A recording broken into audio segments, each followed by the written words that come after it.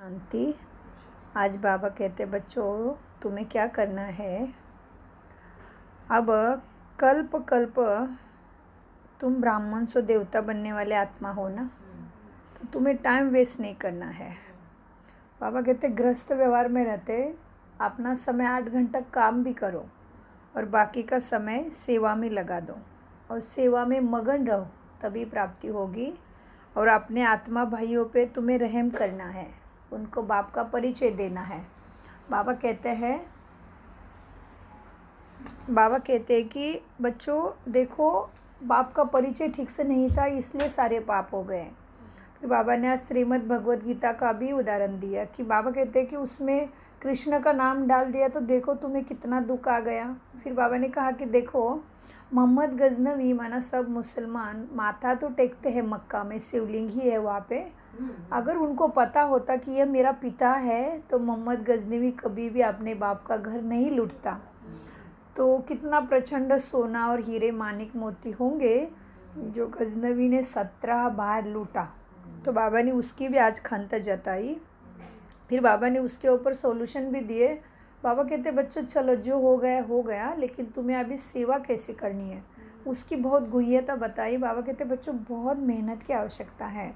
और बाबा कहते बच्चों प्रदर्शनी ऐसे लगा दो कि उसमें अच्छे प्लान चाहिए। जैसे बाबा इस पिछले पूरा हफ्ता सेवा जगमुई नहीं करना, शिव जयंती को इसके ऊपर ही पूरा है। तो ये बातें बाबा को हमसे पक्की ही चाहिए, इसलिए बाबा वही पॉइंट को बार बार हमारे सामने दे रहा है ताकि वो हम उसमें से पारी हो जाए। फिर ऐसे तो बाबा कहते हैं बच्चों कैसे करो, समझाते टाइम कुछ पासेस वगैरह भी रखो ताकि जो भीड़ में वीआईपीज़ तो नहीं आएंगे और भीड़ में आएंगे तो उनको ठीक से समझा भी नहीं पाएंगे। तो बाबा कहते हैं वीआईपीज़ को अच्छे से समझने का प्लान बनाना है। फिर बाबा कहते हैं कि बच्चों अब तुम मेहनत नहीं करेंगे ना तो क्या हो जाएगा, तुम्हें इसका मतलब बाप से मोहब्बत भी नहीं है। और फिर बाबा ने कहा बच्चा हठ योग में, बाबा ने आज हठ योग का खंडन किया। बाबा कहते हैं हठ योग में क्या है, शरीर को बहुत तकलीफ़ देते हैं। जैसे एक पैर पे खड़ा रहना, ऐसे टेढ़े मेढ़े शरीर करना या व्रत करना, ये सब बताया ना। तो बाबा कहते हैं शरीर को दुख देगो तो वो भी हिंसा ही हो गई। और ये राजयोग है, इसमें अहिंसा है, ये बात को समझ लो। तो ऐसे कोई नहीं समझे कि हठ योग से भी भगवान को प्राप्ति कर सकेंगे, नहीं होगी। बाबा कहते हैं भगवान की प्राप्ति। और फिर बाबा कहते हैं कि मुरली का जो जादुई रहस्य है ना, वो तुम्हें सबको समझाना है। हाँ, बाबा कहते हैं बच्चों योग अच्छा होगा ना तो दुनिया फिर तुम्हें यहाँ के दुनिया का कुछ नहीं अच्छा लगेगा। तुम्हें हर समय जिससे प्राप्ति है उसकी याद ही आएगी। और तुम याद में नहीं रहते हो मतलब माया का प्रभाव है, अभी भी तुम्हारा योग अच्छा नहीं है इसका मतलब। क्योंकि जैसे कि देखो हम बाबा के पास जाते हैं और हम देखते हैं कि बाबा से लाइट आई, सब कुछ हुआ। हाँ, तो ये भी एक लेजर, और हमें मुरली याद नहीं रह रही है, समझो हम मुरली के पॉइंट प्रैक्टिकल में लाने के लिए याद नहीं रह रहा है। तो इसका मतलब ये समझ सकते हैं आज के मुरली की गहराई से मिली कि आप जो कर रहे हो वो केवल लेज़र लाइट समान हो रहा है। क्योंकि मुरली याद नहीं रह रहे मतलब योग अच्छा नहीं है। अगर मुरली याद रहने लगेगी तो आत्मा शुद्ध हो रही है।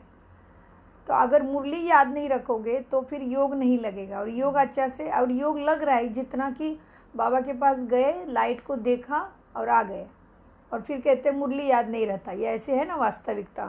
तो जैसे कि बाबा के पास गए, बाबा को बोला आजा और दरवाज़ा बंद कर दिया, ऐसे हुआ बुद्धि का। तो क्योंकि मुरली के ऊपर चिंतन नहीं, मुरली को याद रखने की मेहनत नहीं है, ऐसे हुआ ना। तो मुरली को बहुत ध्यान देना है। बाबा कहते हैं कुछ भी करो लेकिन मेहनत करो, कर्तव्य कर्म करो, लेकिन मुरली में झगमुई अज्ञान के लिए झुगमुई नहीं करना, अलबेला नहीं बनना। उसके बाद बाबा कहते हैं कि बच्चों अब तुम्हें क्या करना है, एक रस स्थिति के आसन पे रहना है। जैसे कि देखो कोई वीआईपी होते हैं ना तो उनका पूरा प्लान फिक्स रहता है। हाँ, कौन से टाइम में कहाँ जाना है, कैसे करना है, कितने मिनट में प्लेन में बैठेगा, कितने मिनट में किसके ऑफिस में होगा, कितने मिनट में वहाँ पे मीटिंग होगी, पूरा एकदम। तो वीआईपी हो बाबा कहते तुम इस संसार में, तो तुम्हारा एक एक सेकंड कीमती है। क्योंकि समझ लो यहाँ का एक सेकंड हमारा सत्युग का 1 साल भी है। तो इसीलिए तुम टाइम को व्यर्थ नहीं गवाओ, इसकी बहुत आज बाबा ने याद दिलाई। और बाबा कहते कि ब्रह्मा सरस्वती का पाठ कैसा है, हाँ, तो वो समझाना है। तो उससे क्या हो जाएगा, चक्र सबके दिमाग में आ जाएगा।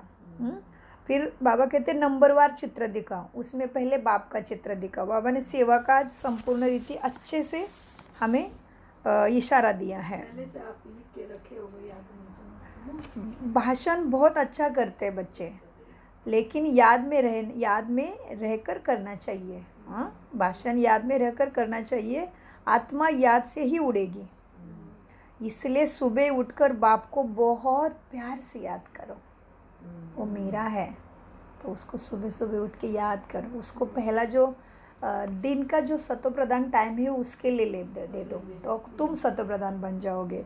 तो बाप को बड़े प्यार से याद करना है।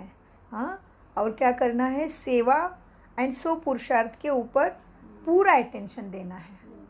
सेवा भी होनी चाहिए, तो सेवा के लिए खुद को सक्षम बनना पड़ेगा ना। तो मीठे बच्चों को बाबा ने कहा तुम्हें ब्राह्मण से फरिश्ता बनना है, तो ये बातों को अच्छे से समझना है। कर्तव्य कर्मों को नहीं छोड़ना है, लेकिन रहम दिल बन अपने बाह्य आत्माओं के ऊपर क्या करना है, रहम भी करना है। सभी आत्मा भाइयों को बाबा का परिचय मैं दे दूँ। कैसे दे दूँ, मनसा से दे दूँ, वाणी से दे दूँ, उनके संपर्क में जाके दे दूँ, लेकिन करना ज़रूर है। बाबा कहते तुम बाप समान रहम दिल हो ना, तो तुम्हें भी तो सबको दुख में नहीं देखना अच्छा लगता है ना। तो उनका दुख दूर करने का क्या चारा है तुम्हें पता है ना। एक परमात्मा के सिवाय कोई हमें इससे पार अभी कर नहीं सकता। तो इसलिए बाबा कहते तुम्हें अभी रूहानी कमाई में बहुत बहुत ध्यान देना है। हाँ, वेस्ट टाइम नहीं करो। और बाबा कहते जिन बच्चों का ध्यान रूहानी कमाई में होगा ना, उनकी निशाने और लक्षण भी अभी बाबा ने अच्छे से बताया है। तो बाप का फरमान है रहम दिल बन अपने ऊपर भी और अपने आत्मा भाई के ऊपर भी बहुत रहम करो। सेवा करके कैसे तो कैसे आत्मा के कान में बाबा का ये ज्ञान डाल ही देना है। तो अभी बाबा का महावाक्य सुनते हैं। तो ये तो हमने थोड़ा सा मुरली का चिंतन किया। हाँ, अभी विस्तार से श्रीमुख से सुनते हैं। आज है 12/10/22 प्रातः मुरली बाप दादा मधुबन से। महावाक्य है मीठे बच्चे तुम्हें रूहानी कमाई में बहुत बहुत ध्यान देना है। सिर पर विकर्मों का बोझा बहुत है, इसीलिए वो कटेगा कैसे, हाँ, याद से ही। इसीलिए टाइम को वेस्ट नहीं करना है। प्रश्न, जिन बच्चों का ध्यान रूहानी कमाई में होगा उनकी निशानी क्या होगी। तो निशानी है उत्तर में, वह कभी भी झरमुई झगमुई में अपना टाइम बर्बाद नहीं करेंगे। शरीर निर्वाह करते हुए भी रूहानी कमाई में समय लगाएंगे। सुबह उठकर बहुत बहुत प्यार से बाप को याद करेंगे। याद से आत्मा उड़ती रहेगी। फिर और उत्तर कदा है दिया है दूसरा उत्तर बाबा ने। प्रश्न क्या था,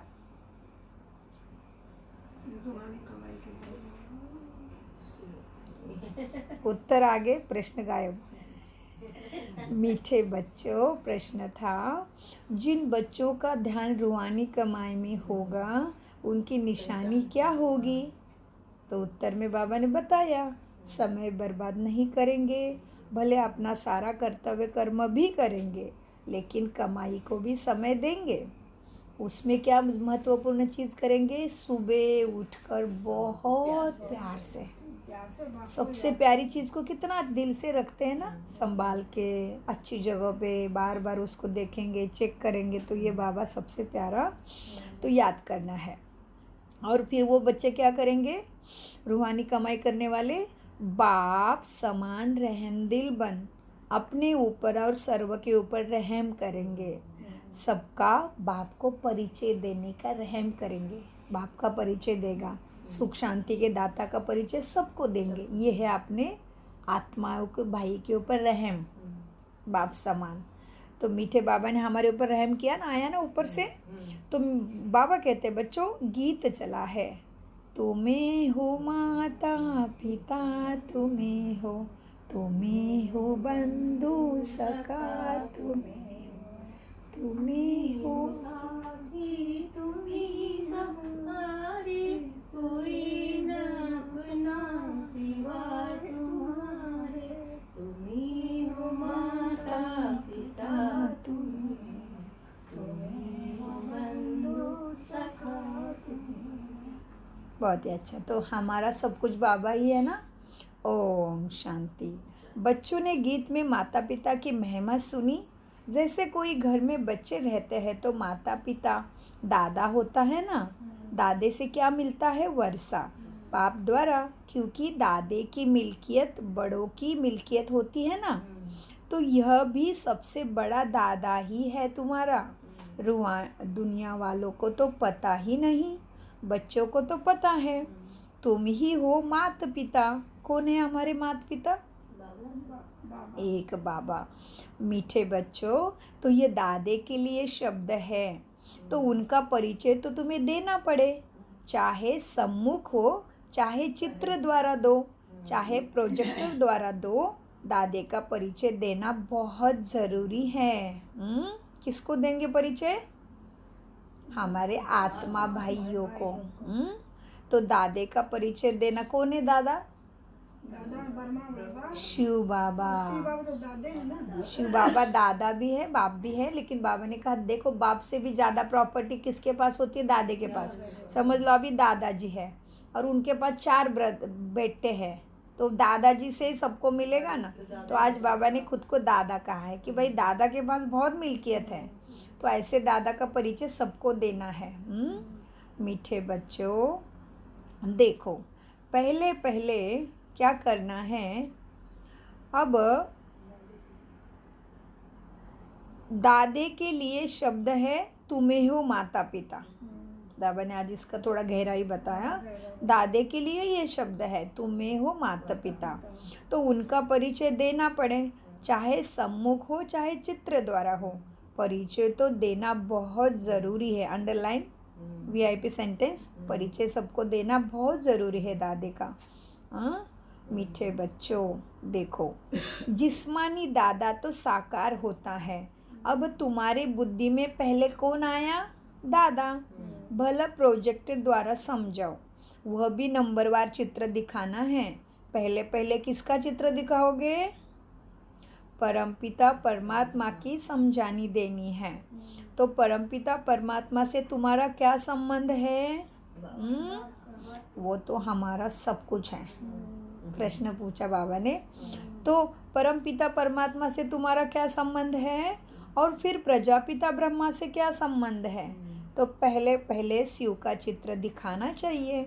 फिर है लिखत, जो प्रदर्शनी पर समझाते हैं, वह मैगजीन भी बनाते हैं। तो पहले पहले परिचय देना पड़े। गीता में भी लिखा हुआ है ना, भगवान वाच, तो पहले भगवान का परिचय देना चाहिए ना। तुम सबकी बुद्धि चली गई है ऊपर। कहाँ गई? इधर उधर घूम नहीं रही है ना, क्योंकि वो टाइम वेस्ट, समय संकल्प वेस्ट। तो तुम्हारी बुद्धि चली गई है ऊपर।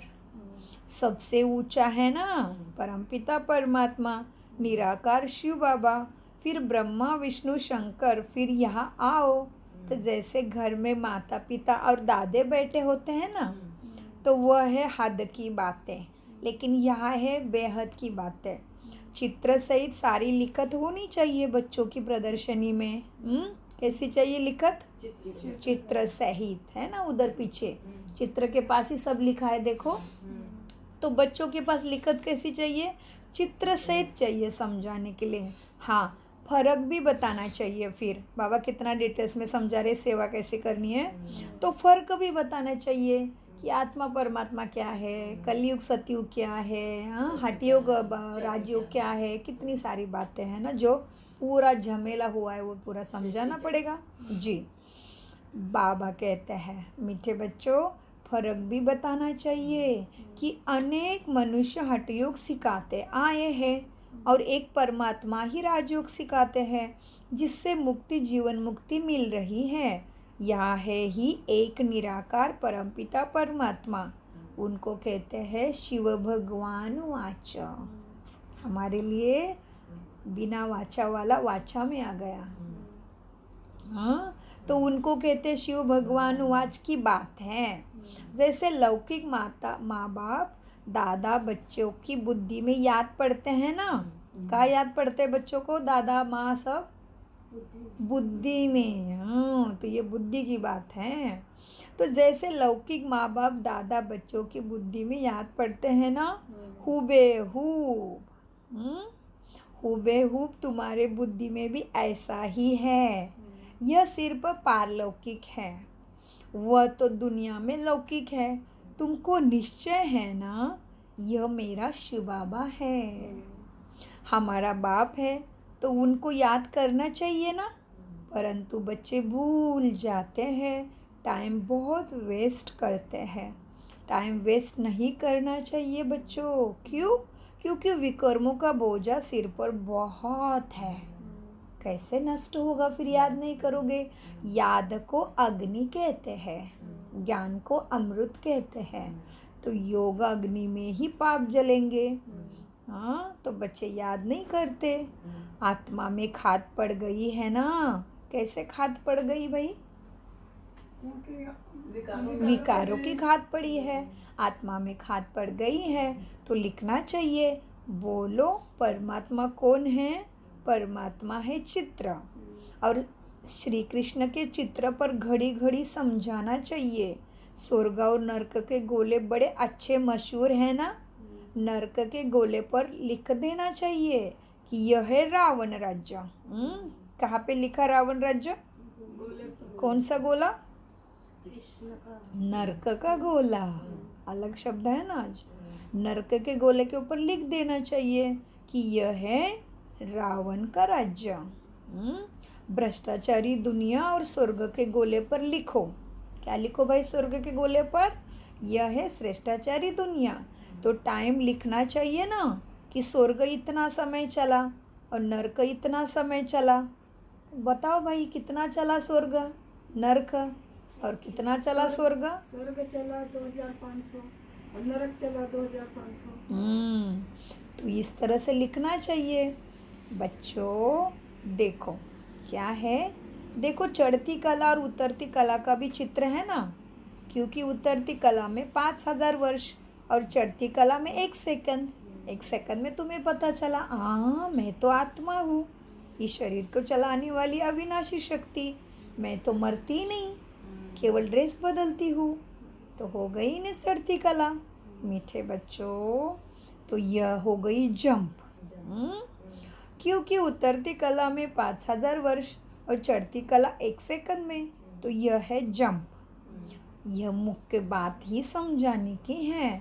फिर क्या है? विराट रूप, जिसमें ब्राह्मण चोटी ईश्वर संप्रदाय है। अब ये बाबा ने विराट रूप बात किया, ज्ञान की बात हो गई। जो भक्ति में विष्णु का विराट रूप कैसे बनाया? बहुत सारे सिर राइट एंड लेफ्ट में लगा दिए है ना, मनुष्य बंदर सारे जानवर। लेकिन बाबा कहते ये विराट रूप ज्ञान में है, तुम ब्राह्मण शुरू में, और फिर हमारा सारा सुदर्शन चक्र, ये विराट रूप दिखाना है। मीठे बच्चों देखो अब क्या है, फिर ये विराट रूप है। बाबा पूरा आज क्लास ही सिखा रहे कैसे समझाना है। पूरा ज्ञान आ गया, 7 लेसन आ गए पूरे आज ज्ञान में। फिर है विराट रूप, जिसमें ब्राह्मण चोटी, ऊंचे ब्राह्मण, ब्राह्मण चोटी ईश्वरीय संप्रदाय है। ब्रह्मा मुख द्वारा रचा हुआ तुम्हारा ब्राह्मण कुल मशहूर है ना। कितना मशहूर है? सर्वोत्तम, उसके ऊपर कुछ भी नहीं। इसके बाद फिर देवता है भाई, ब्राह्मण सबसे ऊपर, तुम्हारा सब सर्वोत्तम है कुल। तो सबको समझाने के लिए ये चित्र बहुत ज़रूरी है बच्चों के पास। कौन से चित्र रखोगे बच्चों? लक्ष्मी नारायण का, ब्रह्मा विष्णु महेश का, विराट, सीढ़ी का, गोले का। हाँ विराट रूप माना ये चोटी पूरे बैठे हैं, ब्राह्मण चोटी, गोला, नरक का गोला, सत्यु का गोला, उतरती कला, चढ़ती कला, और मुख्य है परमपिता परमात्मा टाइटल सहित। और कृष्ण को भी रखो, बाबा कहते हैं मीठे बच्चों, तो तुम्हें तो बहुत चित्र जरूरी है तुम्हारे लिए। वैरायटी धर्मों का झाड़ भी है, वह भी अच्छा है समझाने के लिए। बच्चों को स्वदर्शन चक्रधारी बनना है तो चक्र का भी ज्ञान देना है ना, कि कैसा चक्र फिरता। ब्रह्मा सरस्वती का हीरो हीरोइन का पाठ है ना, वो कैसा है वो भी समझाना पड़े। किसका पाठ समझाना है? ब्रह्मा बाबा कैसा चक्र लगा के आया और सरस्वती कैसे बनी, यह भी तो पाठ है। तो गोले का चित्र भी बड़ा होना चाहिए, बहुतों में बहुत, बहुतों में बहुत 1-1.5 घंटा प्रोजेक्टर दिखाना चाहिए, क्योंकि मनुष्य इन बातों में थक जाते हैं। स्टोरी तो कोई नहीं है, यह तो ज्ञान की बात है। पहले जब लिखे तब अंदर में आ सके, तो दिखाने के लिए टिकट भी रखना चाहिए। पैसे वाले टिकट नहीं, परंतु एंट्री पास हो जाने। हाँ, एंट्री पास रखो। बड़े बड़े आदमियों को तो निमंत्रण दे बुलाना चाहिए। तो एंट्री पास माना समथिंग ऐसे समझ सकते कि जिसमें नंबर होगा, तो उसी नंबर के अनुसार हॉल में एंट्री करो, ऐसे भी हो सकता है। जैसे समझ लो मेरे पास एंट्री पास है, लेकिन मेरे एंट्री पास के ऊपर लिखा है 100 नंबर की सीट, तो मुझे वहाँ ही जाके बैठना पड़े, तो भीड़ नहीं मचेगी ना। तो वीआईपी सामने बैठ जाएंगे, तो इस तरह से पास होंगे ना। बिकॉज बाबा ने कहा पैसे वाले, शांति से एक लोग जाके जी, तो बाबा कहते पैसे वाले पास नहीं, एंट्री पास रखने चाहिए। बहुत विस्तार से दिया है ना आज।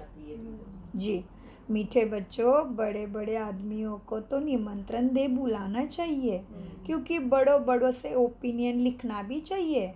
हाँ, कैसे लगा उनको समझाओ, फिर उनको बोलो कैसे लगा, तो ओपिनियन लिखना चाहिए। झुंड में कैसे लिखवाएंगे और कैसे दिखाएंगे, क्योंकि समझाना भी है ना। इसलिए पहले बड़े आदमियों को बुलाकर लिखाना है, फिर जनरल कर देना चाहिए प्रदर्शनी को। पहले मुख्य के बुलाकर उनको समझा दो, फिर सबके लिए खोल दो। प्रदर्शनी में भी ऐसे, तो प्रोजेक्टर में भी ऐसे ही करो। मैगजीन में भी इन अच्छे चित्रों को बनाकर साथ साथ समझाने लिखो। फिर किसको प्रेजेंट देना चाहिए, ऐसे लिख के किसी को प्रेजेंट भी दे दो। हठ योग और राजयोग का कॉन्ट्रास्ट भी अच्छी तरह से लिखना चाहिए। किसका कॉन्ट्रास्ट? हठ योग भी एक प्रकार की हिंसा है, क्योंकि शरीर को कष्ट देते हैं, तकलीफ देते हैं। तुम्हारा तो यह है अहिंसक योग है, जो अति सहज है। कैसे हो गया अति सहज? थोड़ी ना पहाड़ पे चढ़ना है, थोड़ी ना भूखे रहना है, थोड़ी ना भगवान के नाम पे खुद को पट्टे से मारना है, या मुंह में वो सारी छुरी बिरी घुसानी है। कुछ भी नहीं, पहाड़ पे चढ़ना नहीं, जल समाधि लेनी नहीं, कोई काशी कलवट खाना नहीं, भूखा कोई रहना नहीं, कोई तकलीफ नहीं, बस बुद्धि और मन। कोई मूर्ति पूजा रखनी है ना कुछ, मन से बाबा। कर्मकांड बिल्कुल नहीं, अंधश्रद्धा तो नामो निशानी नहीं। तो तुम्हारा कितना आसान हुआ, अति सहज हुआ। क्यों? चलते फिरते बाप को याद करते रहो मन बुद्धि से। हिंसक और अहिंसक भी सिद्ध करना है ना तुम्हें। कोई तो शरीर की तंदुरुस्ती के लिए क्रिया करते हैं, वह कोई फिर परमात्मा से तो नहीं मिलेंगे ना। हठ योगी भी बहुत है ना सिखाने वाले, कि हम तुमको सब कुछ प्राप्त कराएंगे, देखो तुम्हारा जीवन सुख शांति से भर जाएगा। कहता है आ जाओ हमारे पास, योग सीखो, ये करो, सब करो, क्रिया सीखो, क्रिया प्रतिक्रिया, ये वो विपासना वगैरह वगैरह, कितनी सारी चीज़ें। बाबा कहते हैं नहीं, वो ठीक है, लेकिन उसमें तो परमात्मा तो नहीं मिला ना। इस जन्म के लिए कुछ होगा तो थोड़ा बहुत हो गया, लेकिन बाकी तो कुछ भी ख़त्म नहीं हुआ उनके पास। तो मीठे बच्चों, देखो क्या हुआ। बाबा कहते हैं अब हठ योग भी एक प्रकार की हिंसा ही हो गई। हिंसक और अहिंसक को तुम्हें सिद्ध करना है। कोई तो शरीर की तंदुरुस्ती के लिए क्रिया करते हैं, वह कोई फिर परमात्मा से नहीं मिलते। हठ योग को भी योग कह देते हैं, योगाश्रम है ना। यह है फिर सहज राजयोग। ईश्वर का सिखाया हुआ है योग ये। वो लोग कहते हैं हठ योग भी योगी है। बाबा कहते नहीं, हठ योग को भी योगी कह देते हैं। उन्होंने योगाश्रम खोल के रखे हैं। यह है फिर सहज राजयोग, सभी का ऊपर का राजा है, ये राजयोग है। इसमें तो सब प्रकार की प्राप्ति होगी, एक्सरसाइज भी होगा, शुद्ध आहार भी होगा, आचरण भी होगा, सब होगा, इसमें सब कुछ आ गया। मीठे बच्चों देखो, ईश्वर का सिखाया हुआ योग तो यह बहुत अच्छी तरह से समझना चाहिए बच्चों को। जिनका बुद्धि योग सारा दिन झरमुई झगमुई में होगा, वह क्या सीखेंगे और क्या समझा भी सकेंगे। जिनके बुद्धि में होगा कि सर्विस करनी है, वह ज़रूर करेंगे। 8 घंटा धंधा किया, फिर यह कमाई करनी चाहिए। वह है जिस्मानी कमाई, यह है रूहानी अविनाशी कमाई। ये या भी कितना भी कमाओ तो यहाँ ही छोड़ के जाना है। और ये कैसी कमाई है? अविनाशी, इसका विनाश नहीं, ये साथ में पक्की आएगी। अभी तो इसका अनुभव यह भी हो रहा है। समझ लो मेरा सिर दुख रहा है, लेकिन ज्ञान है मैं आत्मा हूँ, ज्ञान है मेरा कुछ तो विकर्म हुआ है, ज्ञान है कुछ तो केमिकल लोचा है, सारा ज्ञान है। तो उसको अप्लाई करते तो सिर दुख रहा है 100%, महसूस कितना होगा? 2%, नथिंग। तो पहाड़ का राई बन गई, राई की रुई, ध्यान ही नहीं जाएगा। पता है दुख रहा है ना, कोई बात नहीं, इलाज करेंगे, दवाई करेंगे, जो भी है उसका मिटाने की कोशिश करेंगे, लेकिन झंझड़ा हिलेंगे नहीं, उसमें चेहरे पे दुख नहीं दिखेगा आपको। ये है प्राप्ति यहाँ पे, वो अविनाशी प्राप्ति आत्मा में हो रही है। पता है दुख रहा है तो दुखने दो, क्योंकि सारे लॉजिक ही पता है। वैद्यनाथ बाप के बच्चे हैं, सारी दवाई पता है, तो क्या दुख है फिर? जैसे दादियों ने, इसको कहते प्रकृति जीत। बाबा इतना खांसी थी, चेहरे पे नहीं दिखी। दादी 40 साल से कैंसर, चेहरे पे नहीं दिखा। जानकी दादी 84 से शरीर काम नहीं कर रहा था, शरीर पे नहीं दिखा। कान से सुनाई बंद दिया, दादी का उत्साह कभी कम नहीं हुआ। ये हुआ प्रकृति जीत, माना अविनाशी प्राप्ति।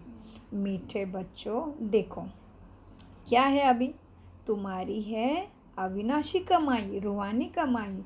तो इस कमाई में बहुत ध्यान देना चाहिए। योग में क्या हुआ? योग में बहुत प्रैक्टिस करना चाहिए। सुबह उठ बाप को बड़े प्यार से याद करना चाहिए। जिनको बाप 1-2 नंबर में रखते हैं, वह भी बाप को याद नहीं करते। बाबा बड़ा वंडर खाते हैं, मैं 1 नंबर का 2 नंबर का बच्चा समझता हूँ, वो भी मुझे ऐसे याद नहीं करते अच्छे से। बाबा को भी आश्चर्य लग रहा है ऐसे बच्चों के लिए। तो मीठे बच्चों देखो, अब क्या है, बाबा जिनको 1-2 नंबर में रखते हैं वह भी याद नहीं करते हैं। हाँ, भाषण तो बहुत अच्छा कर लेते हैं, परंतु याद में नहीं रहते हैं। तो इसका मतलब क्या हुआ कि जब कर्म में आए तभी स्थिति नहीं दिखाई दी बाबा को। बोलते टाइम, सेवा करते टाइम, किसी के साथ इंटरेक्शन करते टाइम बाबा को कुछ नहीं दिखाई दिया होगा ज्ञान की धारणा। तो बाबा ने ऐसे कहा है कि मेरे अच्छे बच्चे जिनको मैं समझता हूँ नंबर 1 में आएंगे, वो भी याद में नहीं दिखते बाबा को, यो भी याद नहीं करते। मतलब है प्रैक्टिकल में दिखाई देना चाहिए जी, जीवन में कर्म में दिखाई देना चाहिए। मीठे बच्चों देखो क्या है, अब भाषण तो बहुत अच्छा कर लेते हैं, परंतु याद में नहीं रहते। आत्मा तो याद से ही उड़ेगी ना, ज्ञान से थोड़ी ना उड़ेगी। ध्यान में भी याद से ही जाते हैं, ज्ञान की तो इसमें कोई बात नहीं। ध्यान तो एक पाई पैसे की बात हो जाती है। कईयों को तो फट से श्री कृष्ण का साक्षात्कार भी हो जाता है। तो क्या हुआ?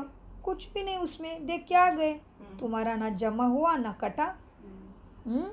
मीठे बच्चों, कई बच्चियाँ लिखती भी है, बाबा हमने आपको पहचाना है। वो ध्यान में ब्रह्मा को भी देखती है और प्रेरणा भी लेती है। उसको प्रेरणा भी मिलती है ब्रह्मा से। तो फिर उनको निश्चय हो जाता है। जिसने बाबा को कभी देखा भी नहीं है, वो भी लिखती है, हम बाबा को बहुत याद करते हैं, हम आपसे वर्षा लेकर ही छोड़ेंगे। ऐसी भी बच्चियाँ मेरी है। आप तो जानते हैं, हम याद करते हैं बाबा आपको। जब कहते हैं आप, तो शिव बाबा की याद आती है। तो बांदेलिया बच्चियाँ बहुत याद करते हैं बाबा को। कौन सी बच्चियाँ? मतलब जो जैसे कि घर में गृहस्थी में रहती है भी, मैंने पवित्र रहती है, जाने नहीं जाने देते नहीं, हैं। जाने नहीं बहुत सारे कंट्रोल में रहना पड़ता है। नाम भी नहीं निकालने देते, धारणा भी नहीं करने देते। ब्रह्मा कुमारी का नाम नहीं निकालो घर में। बहुत वैसी बच्चियाँ बाबा को बहुत याद करती है। तो बाबा कहते हैं बच्चों, तो बांदेलिया बच्ची बहुत याद करती है। उतना सामने वाले भी याद नहीं करते होंगे। दे दिया बाबा ने बराबर। किसको दिया मुक्का? बताओ जो किसको? बंधा हुआ है, उसके लिए बाबा बोल रहे बाबा हैं ने ना। किसको कान पकड़ा है? किसके कान पकड़े? ये मधुबन में समर्पित हुए सामने बैठते हैं। बंधन मुक्त है, लेकिन उतना ध्यान नहीं, उतनी याद नहीं जितना गृहस्थी वाली बांदेली कमाई। बांदेली उतना कमाई कर रही है, और सामने वाले तो इतना भी याद नहीं करते। उनके कान पकड़े। तो बांदेलिया बच्चियाँ बहुत याद करती है, उतना सामने वाले भी याद नहीं करते। एक बात है याद की। हाँ, फिर गांधी जी कहते थे कि राम राज्य हो, अब तो है रावण का राज्य। इस पर तुम समझा सकते हो, चढ़ती कला तो परमात्मा ही करा सकता है, बाकी तो सब एक दो को गिराते ही रहते हैं। हाँ, बाकी तो सब, इसमें कौन कौन आया? बाकी में सब आ गए। बड़े कहेंगे हम महामंडलेश्वर है, हम पीठाधीश है, हम राजाधिराज है, हम श्री श्री श्री श्री श्री है। हम किसी का नाम तो नहीं ले सकते, लेकिन सब बाबा के बच्चे हैं। ड्रामा अनुसार सबका रोल है, लेकिन समझने की बात है कि कोई भी तुम्हें चढ़ा नहीं सकता। बाकी तो सब एक दो को गिराते ही रहते हैं। देवताएं भी गिराते जाते हैं, देवताएं तो गिरते जाते हैं। हाँ, क्यों गिरे भाई देवताएं? क्योंकि उनका ड्रामा में लूट है, कला कम ड्रामा हो ही गई। ऐसा है। कला कम हो कला जाती कमती तो होनी है, जन्म मृत्यु में तो आना ही पड़े। सीढ़ी तो उतरना है, चढ़ना, यही तो खेल है। लेकिन ये खेल अविनाशी है, ये कभी रुकना नहीं है। मीठा, और हम कभी माया से झुकने वाले नहीं है। हम तो प्राप्त करके ही लेंगे, नंबर 1 में ही जाएंगे। मुझे जो बाप बनाने आया है, मैं उसके जैसे बन के ही रहूँगी। दृढ़ता से संकल्प करो, आज बाबा मिलन है, प्राप्ति ज़रूर होगी। बाबा को संकल्प करने वाले, दृढ़ता लेने वाले बच्चे बहुत प्यारे हैं। फिर वो नॉन बीके भी होने दो, उसका अगर उसने सोचा है मैं करूँगा, तो भगवान करा देता है उससे भी। और तो हम तो लाडले बच्चे हैं, जिसके बिना वो रहता ही नहीं, हर बार देखता रहता है ऊपर से, दूसरा कुछ काम करता ही नहीं है। बाकी तो पुकारते ही रह गए बाकी, और हमारे ऊपर हमेशा नज़र है। तो मीठे बच्चों, देवताएं भी गिरते जाते हैं, बल सुख में ही है, परंतु कला तो कम हो जाती है ना। जू की तरह गिरते जाते हैं, क्योंकि ड्रामा भी जू के मिसल चलता रहता है। तो चढ़ती कला एक है, द्वार एक के ही द्वारा होती है। क्या होता है एक के द्वारा? कौन है एक? शिव बाबा। तो चढ़ती कला एक के ही द्वारा होती है। समझाने के लिए प्रोजेक्टर बहुत अच्छा है, सेंटर में बहुत बढ़ते जाएंगे। बाबा कहते हैं कि हर एक भाषा में स्लाइड्स बनाते जाओ। हाँ, ऐसे ऐसे छोटी छोटी स्लाइड्स क्या करो, अलग अलग भाषा में स्लाइड्स बनाते जाओ। मतलब छोटी छोटी videos and pictures and explanation. तो परंतु काम करने वाला ऐसा कोई है नहीं अभी तक, ऐसे सेवादारी निकला नहीं जो सारी भाषा में बनावे। तो बाबा ने फिर से बच्चों को पकड़ लिया। हाँ, सारी भाषा में स्लाइड्स बनाना चाहिए, हर एक भाषा में, लेकिन ऐसा कोई निकला नहीं। बाबा युक्ति तो बहुत बताते हैं सेवा की, परंतु काम करने वाला भी चाहिए ना, तो सर्विस बहुत बढ़ सकती है। बच्चों को अपने भाई बहनों पर बहुत रहम करना चाहिए। बाबा रहम दिल है ना। मेरा आना भी भारत में होता है, और जगह आना मेरा नहीं होता। शिव जयंती भी भारत में मनाई जाती, परंतु जानते नहीं हैं। समझो, क्राइस्ट की जयंती मनाते हैं तो उनका कर्तव्य को जानते हैं ना, परंतु शिव का कर्तव्य नहीं जानते। वह पतित पावन है ना, भारत बड़े ते बड़ा तीर्थ है। क्या है? बड़ा सा बड़ा तीर्थ है। गीता में श्री कृष्ण का नाम डालने से इतने बड़े तीर्थ भारत की महिमा गुम कर दी। देखो, मोहम्मद गजनवी ने मंदिर लूटा था। अगर उनको ये मालूम होता कि ये हमारे बाबा का मंदिर है, बाप का मंदिर है, तो लूटता थोड़ी। अल्लाह के मंदिर में कौन लूटेगा? जिसने स्वर्ग की स्थापना की। अगर शिव बाबा को जाने तो कभी मंदिर को हाथ ना लगाए। भलवा शिव को माथा भी टेकते हैं, परंतु जान गए तो कभी ना लूटे। सिर्फ गीता में भी श्री कृष्ण का नाम डालने से ये सब कुछ होता है। गीता ही खंडन हो जाती है। गीता खंडन होने के कारण देखो क्या हाल हुआ अभी, कितना दुख। अगर शिव का नाम होता ना तो वह गति सदगति दाता है ना, तो इतनी उतरती कला नहीं होती। एक की ही महिमा है। किसकी महिमा है? शिव बाबा की एक महिमा। एक की ही सारी महिमा है। अगर वह न आता तो पावन कैसे बनते? भारत को कैसे स्वर्ग बना सकते? यह गुप्त बात है ना। जानते हैं हम अभी दुर्गति में थे। क्या जानते हो बच्चे? दुर्गति में सदगति में आ रहे हैं। सरगति में पहुँचे हैं, बाकियों को भी उसमें लाना है। जानते हैं हम दुर्गति में थे, अब यहाँ बैठे हो ना। अब यहाँ बैठे हैं परंतु जा रहे हैं सदगति में। बच्चों को बहुत खुशी होनी चाहिए कि हम अपने लिए राजाई स्थापन करते हैं, तो औरों को भी रास्ता दिखाकर अपनी प्रजा भी तो बनाना चाहिए ना। बड़ी मेहनत करनी चाहिए। तो है तो बहुत सहज, सिर्फ बाप और वर्षे को याद करो, स्वर्ग को याद करो। क्यों? ये नर्क है ना, तो जो चाहिए उसको याद करो। हमसो का अर्थ भी बाबा ने समझाया है।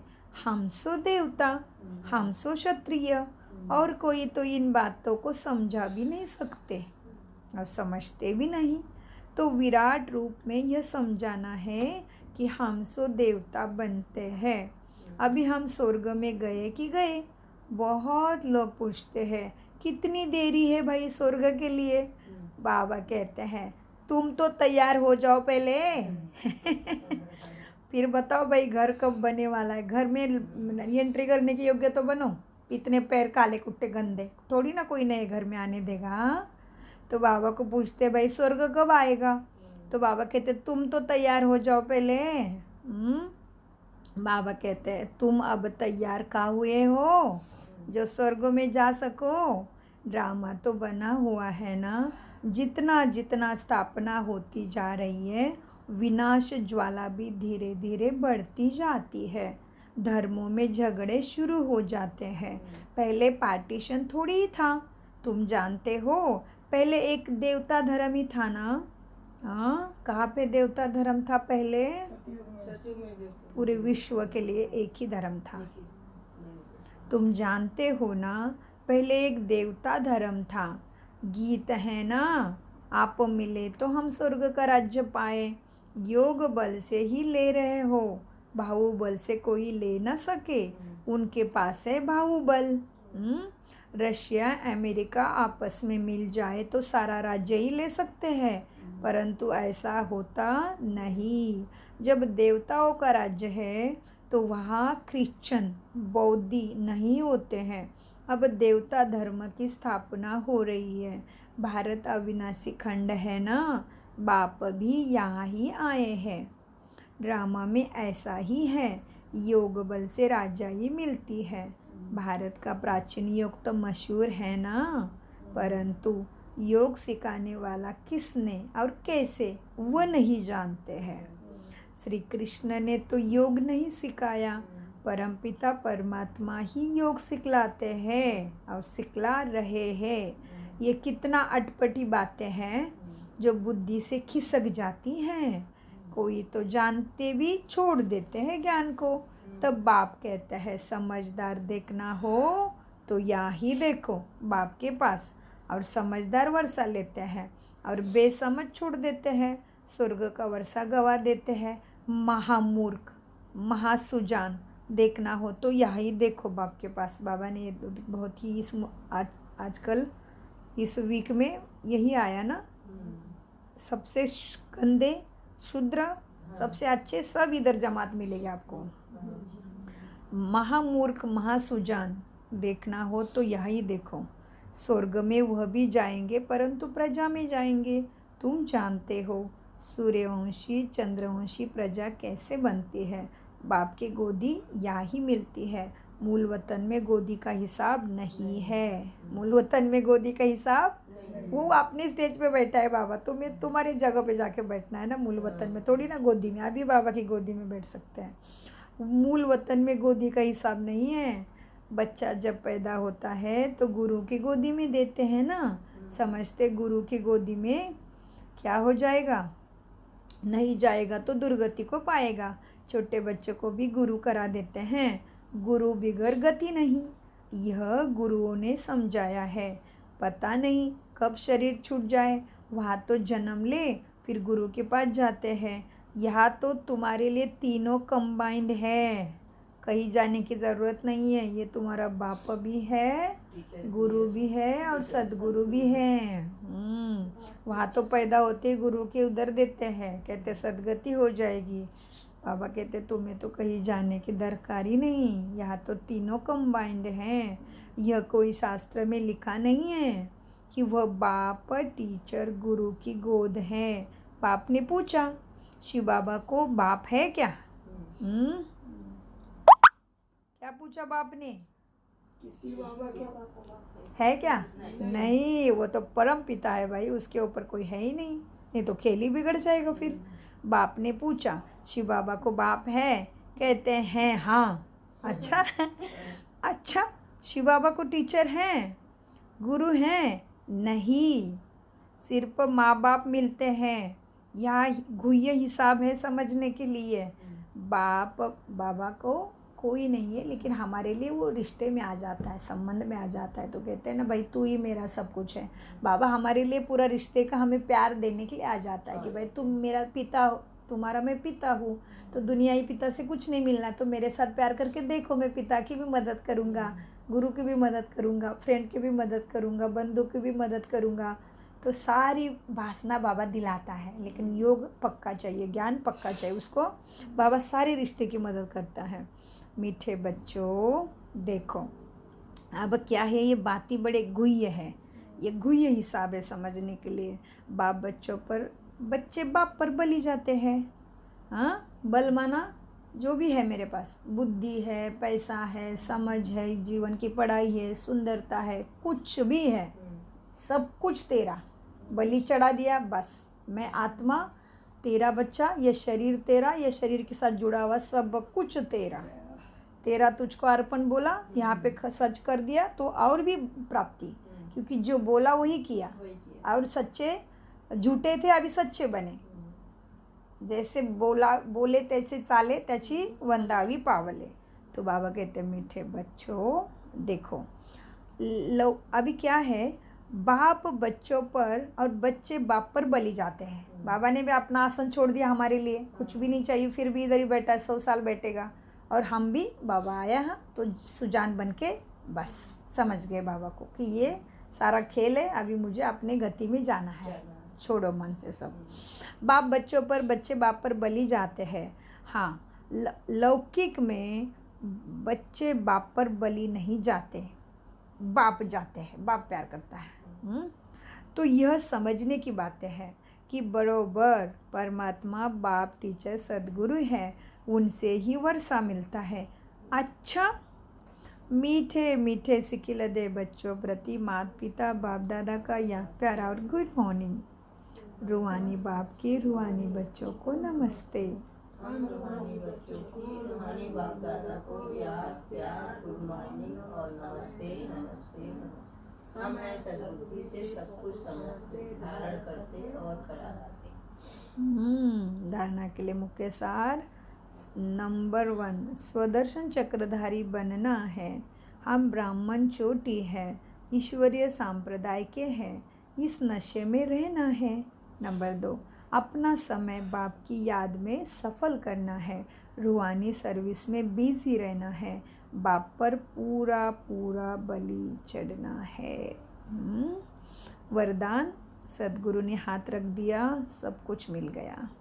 वरदान है, एक रस स्थिति के आसन पर मन बुद्धि को बिठाने वाले सच्चे तपस्वी भव। अपना आसन नहीं छोड़ो भाई। जैसे बड़े बड़े लोग होते इधर उधर नहीं बैठेंगे ना, उनका गाड़ी, उनका ऑफिस के सब परफेक्ट रहता है ना, तो अपने स्थिति के आसन पर वीआईपी बन के बैठो, तो बाबा से प्राप्ति ही प्राप्ति, कोई रोक नहीं सकता फिर ये हिसाब को। तो एक रस स्थिति के, एक के अंदर ही सारा रस मिले हमें। ऐसे नहीं भाई इसके साथ बात करो तो थोड़ा मज़ा आता है, इसके पास जाओ तो मज़ा आता है, नहीं, वो बात पुरानी हो गई। बचपन के खेल भुला, अभी छोड़ दो। मुझे केवल मज़ा आता है बाबा के साथ ही, ये स्थिति बनानी है। एक रस स्थिति के आसन पर मन बुद्धि को बिठाने वाले सच्चे तपस्वी भव। वरदान का विश्लेषण है, तपस्वी सदा आसनधारी होते हैं, वो कोई ना कोई आसन पर बैठकर तपस्या करते हैं। होता है ना ऊंचा ऊंचा आसन, तो आप भी तपस्वी बच्चों का आसन है एक रस स्थिति, फरिश्ता स्थिति। इन्हीं श्रेष्ठ स्थितियों के आसन पर स्थित होकर तपस्या करो। जैसे स्थूल आसन पर शरीर बैठता है ना, तो ऐसे ही श्रेष्ठ स्थिति के आसन पर मन बुद्धि को बिठा दो, और जितना समय चाहो, जब चाहो, अपने आसन पर बैठ जाओ। इस समय श्रेष्ठ स्थिति के आसन पर बैठने वालों को भविष्य में राज्य का सिंहासन प्राप्त होता है। कितनी बड़ी प्राप्ति मिली, स्थिति पे बैठने की, सिंहासन मिलता है भाई, राजा बनेंगे।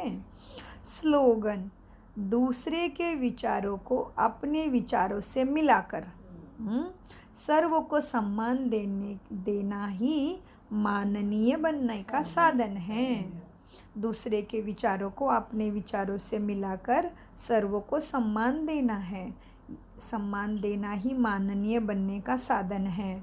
ऐसे तो सम्मान नहीं दे सकते, अपने अंदर की भी थोड़ा विकार उछल सकता है, जलसी, हेट्रेट, या मैं ही क्यों हर बार पीछे हटूँ, कुछ भी आ सकता है मन में, रावण के बाल बच्चे। तो भी फिर समझाना है कि नहीं, अगर वो आत्मा कुछ बोल रही है तो कोई बात नहीं, वो मेरा आत्मा भाई है और उसके अंदर ये सारे गुण हैं। इतना सोचा तो भी आप शांत हो जाओगे। ओम शांति। मीठे प्यारे बाप दादा का अनगिनत कदम गुना शुक्रिया। कम बोलो, मीठा बोलो, सोच समझ कर बोलो। शुक्रिया बाबा, शुक्रिया। वाह बाबा, वाह बाबा, वाह बाबा। बहुत अच्छा।